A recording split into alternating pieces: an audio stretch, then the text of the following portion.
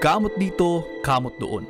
Tila walang katapusan ang pangangati sa balat na nararamdaman ng mga tulad ni Ann na mayroong eczema. Wala nang mas hahapdi pa sa panghuhusga ng iba. Pakinggan natin ang kanyang istorya. Kondisyon ng eczema o atopic dermatitis na nagdudulot ng inflammation at iritasyon sa balat. Karaniwang dumaranas din ang mga mayroon nito ng allergies, asthma at hay fever. Bata pa lang po ako, pinanganak po ako. According po sa doktor, genetic po siya from my father's side. Meron po kasi tinatawag na skin asthma po. Yun po talaga yung unang diagnosis po sa akin. So, ayun po, parang nung bata po ako, more on yung kamay lang po, nagtutubig, ganun. Tapos, umabot po sa point na parang namaga po siya, na balat, parang longganisa po. Pero ano po yun, kahit kamay lang po, nilalagnat po ako. Kaya no, itong pong medyo tumanda na po, ng buong katawan na po yung umatake. So far naman po, di naman po ako yung parang bumaba yung immune system, pero hindi ko po talaga magalaw yung katawan ko. Yung nagtitrigger po, more on parang sa pagkain po, tsaka yung environmental irritants po, ganun po.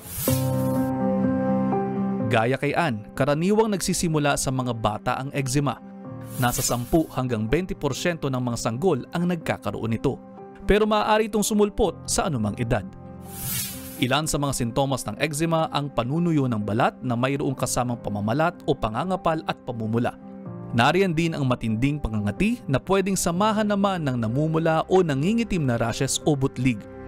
Pangunahing risk factor ng sakit na ito ang genetics at mahinang immune system. Bagamat kinalakihan na niya ito, hindi maitatanggi ni Ann na napakahirap pa rin ng kanyang pinagdaraanan ngayon dahil sa kanyang kondisyon.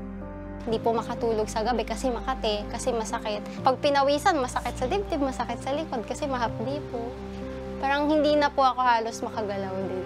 Sumisigaw nga po ako kapag naliligo kasi masakit po talaga eh. Mahihirapan po ako huminga. Umabot na po ako sa point na para po ako nasusuka sa sobrang sakit po ng nararamdaman ko. Totoo po, ganun po talaga yung pakiramdam.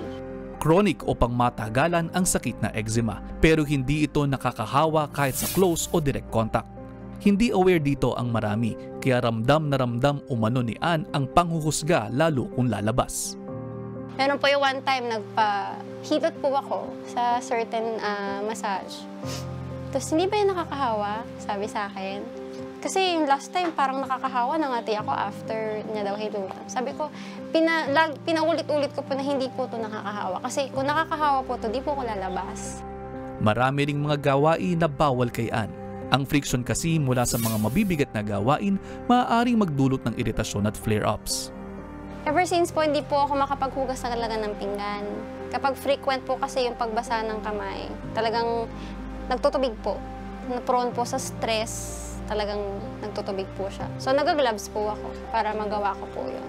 Hindi po ako pwede ma-expose sa alikabok, sa dust, kahit sa pagkain, kahit anong nakahain, kaya kong kainin. Pero nagmumukha akong maarte dahil doon. Makakatulong sa mga tulad ni Ann ang regular na pagpahid ng mga moisturizers para ibsan ang pangangati at pigilan ng panibagong breakouts o kung tawagin ay flares. Makabubuti ding libangin ang sarili para iwas stress na mas nagpapalala sa sintomas ng eczema.